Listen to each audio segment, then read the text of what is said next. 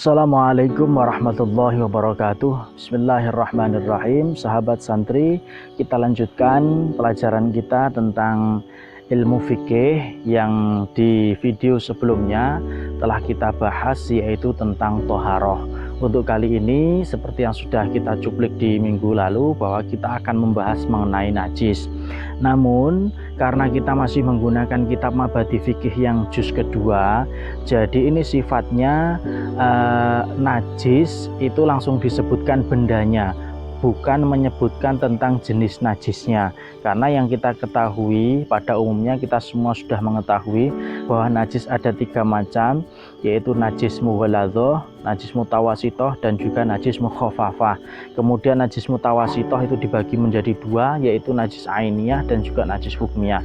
Namun karena kita masih mempelajari buku Mabadi Fikih juz 2, jadi belum menyebutkan macam najis dari yang 3 tersebut, akan tetapi menyebutkan tentang bendanya atau ainnya atau najisnya dari segi bendanya atau zohiriyahnya. Langsung saja kita mulai. Seperti biasa, kita baca suratul Fatihah dulu. Bismillahirrahmanirrahim. Alhamdulillahirabbil alamin arrahmanirrahim maliki yaumiddin iyyaka na'budu wa iyyaka nasta'in ihdinas siratal mustaqim siratal ladzina an'amta 'alaihim ghairil maghdubi 'alaihim waladdallin amin. Bismillahirrahmanirrahim. An-najasatu. Ini bab menerangkan tentang najis. Soal ma an-najasatu, apa saja yang termasuk najis. Nah, jawabnya hiya, najis termasuk di dalamnya ad-damu, darah. Kemudian wal qaihu, nanah. Nah, darah, nanah ini bisa saja keluar dari manusia, juga bisa keluar dari binatang, maka itu hukumnya termasuk najis. Darah manusia itu juga najis, darah binatang najis. Akan tetapi ada pendapat yang mengatakan jika kita terluka, kemudian kita sudah berwudu, kemudian kita sholat, darah itu keluar, maka darah itu tetap hukumnya najis, tapi itu dimakfu atau dimaafkan. Jadi sholatnya tetap dilanjutkan. Nanti setelah sholat bisa dibersihkan lagi. Tapi ketika sebelum sholat ada darah, terkena darah, entah itu darah kita sendiri atau darah binatang atau darah apa saja, maka wajib dibersihkan dulu sebelum kita melakukan sholat, karena itu termasuk najis. Begitu juga dengan nanah. Nanah itu darah putih yang keluar dari bisul kita. Jadi ketika bisulan, itu biasanya keluar nanah. Itu warnanya putih keruh, itu disebut dengan nanah. Kemudian wal qai'u. Qai'u itu muntahan. Muntahan kalau anak kecil mungkin bisa disebut dengan istilah gumoh, atau kebanyakan minum kemudian muntah, atau cairan yang keluar dari dalam perut, makanan yang keluar dari dalam perut kita, itu namanya muntahan. Itu hukumnya najis. Kemudian wal khamru, dan yang memabukkan yang berbentuk cair atau arak. Jadi hal yang memabukkan dan itu bentuknya cair, maka itu termasuk najis. Jadi minuman keras itu najis, bisa tuak, bisa anggur, bisa vodka dan lain sebagainya, asoka, itu termasuk bagian najis karena dia memabukkan, disebut dengan khamru, dia itu najis.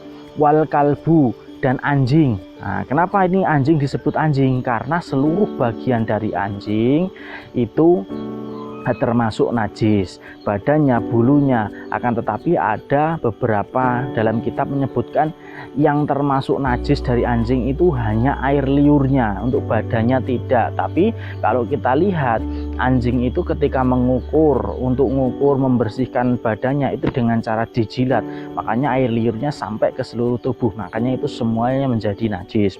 Kemudian wal khinzir, babi hutan, babi peliharaan, itu semuanya termasuk ke dalam golongan najis. Dan babi dan anjing ini termasuk ke dalam golongan najis yang besar atau disebut dengan najis mughaladzoh. Kemudian walabanu hayawanin, jadi susunya binatang, la yu'kalu lahmuhu, yang tidak boleh dimakan dagingnya. Dalam artian binatang itu binatang yang haram, maka susunya itu najis. Contoh susu dari kucing, susu dari binatang-binatang liar, dan binatang itu tidak halal dagingnya, maka itu termasuk najis. Kemudian wa ma kharaja min ahadis sabaila ini, setiap benda yang keluar dari dua jalan, yaitu kubul dan zubur, itu semuanya najis illa mania. Jadi di perkecualian illal mania fa innahu thahirun, kecuali mani atau sperma. Kalau sperma itu suci. Cairan yang keluar dari kemaluan kita selain sperma itu ada disebut dengan wadhi dan madhi.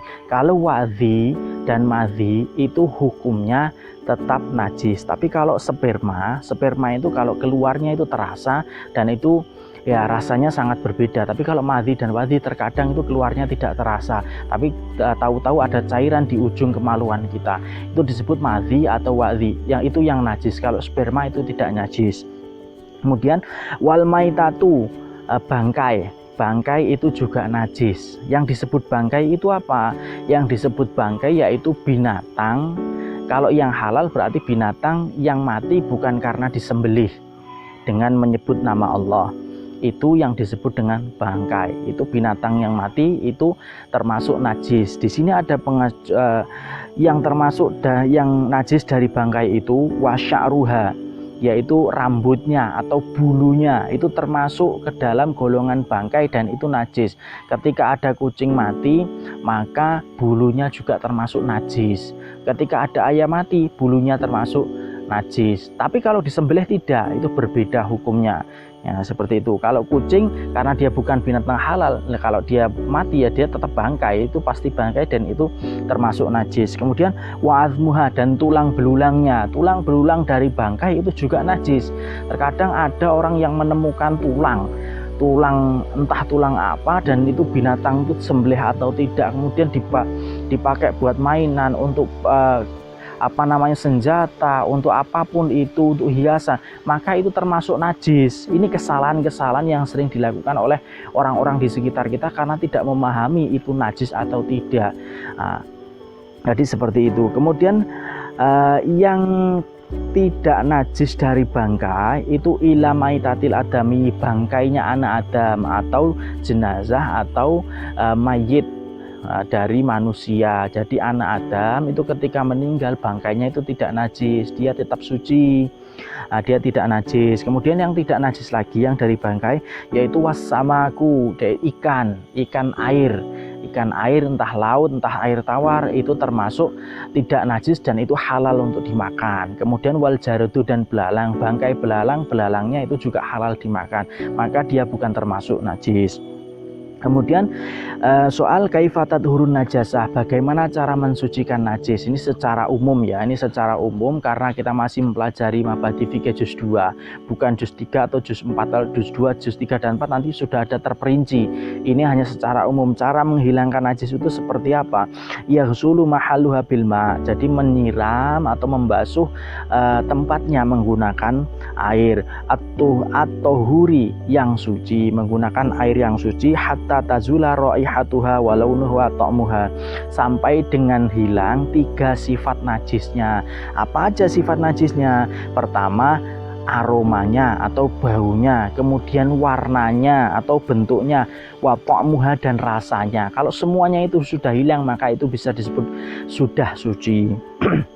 Kemudian ila najasatil kalbi wal khinzir wajildil maitati, kecuali itu najis dari anjing dan najis dari babi, dan juga najis dari binatang yang awalnya binatang itu halal namun karena dia mati bukan karena disembelih, maka kulitnya juga termasuk najis. Itu bisa dibersihkan dan bisa dimanfaatkan, tapi bukan untuk dimakan, tapi untuk bahan keperluan lain, untuk kesenian atau untuk hiasan atau untuk pakaian dan lain sebagainya, itu bisa.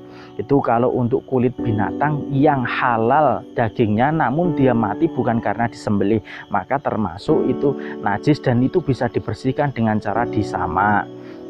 Kemudian kaifatat hurun najasatil kalbil wa khinzir, bagaimana cara mensucikan najis anjing dan babi. Cara mensucikan najis anjing dan babi, jawabnya yuhsalu mahaluha bilma, jadi membasuh tempatnya menggunakan air sab'a marrat, 7 kali basuhan. Kemudian ihdahunna biturab, salah satunya dicampur dengan debu, entah yang pertama, yang kedua, yang ketiga, ataupun yang terakhir, silahkan. Jadi cara membersihkan najis yang terkena anjing atau terkena jilatan anjing, terkena apapun di badan, di tempat atau di pakaian, caranya seperti itu, dibasuh dengan air 7 kali, salah satunya menggunakan debu yang suci.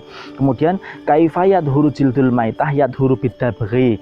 Jadi cara mensucikan najis dari bangkai, dari kulitnya bangkai tadi, maksudnya bangkai dari hewan yang asalnya halal namun haram karena mati tanpa disembelih, itu dengan cara bidibari, dengan cara disama, yaitu direndam dalam air, itu kulitnya diambil, kemudian dibersihkan, direndam dalam air, dicampur dengan zat-zat yang berbau asam untuk menghilangkan lendir-lendir itu, seperti contoh belimbing wuluh, atau menggunakan cairan asam lainnya agar cairan-cairan lendirnya itu hilang. Kemudian setelah itu, setelah beberapa hari, sekitar 5 sampai seminggu atau mungkin minimal 3 hari, setelah itunya keluar lendirnya, kemudian bisa diangkat, dicuci, dibersihkan, setelah itu dijemur, dan itu bisa dipakai dan dimanfaatkan untuk keperluan kita, kecuali untuk dimakan. Kalau dimakan itu awalnya sudah bangkai, maka tidak boleh, tapi bisa suci. Kulitnya itu bisa kita gunakan untuk ikat pinggang, untuk jaket, untuk sepatu, mungkin untuk kopiah, atau mungkin untuk alat-alat rebana, itu silahkan. Namun tetap tidak boleh dimakan. Jadi itu bab kita tentang najis dari kitab Mabhati Fikih Juz 2 yang dikarang oleh Syekh Umar Abdul Jabbar. Kalau untuk keterangan yang lebih lanjut ya silahkan baca di kitab fikih yang ada di atasnya, atau mungkin di Fathul Qorib, syarahnya Fathul Qorib, kitab Bajuri, atau mungkin pakai kitab-kitab fikih yang lain, ya silahkan, karena kita hanya menyampaikan di Mabhati Fikih Juz 2. Mungkin kalau channel ini masih bisa berlanjut, mungkin kita nanti akan belajar di kitab-kitab fikih yang lain. Jadi itu keterangan singkat mengenai najis dari kitab Mabhati Fikih Juz 2 ini. Mudah-mudahan bermanfaat. Kurang dan lebihnya saya mohon maaf. Apabila ada pertanyaan silahkan tulis di kolom komentar. Wallahu a'lam. Assalamualaikum warahmatullahi wabarakatuh.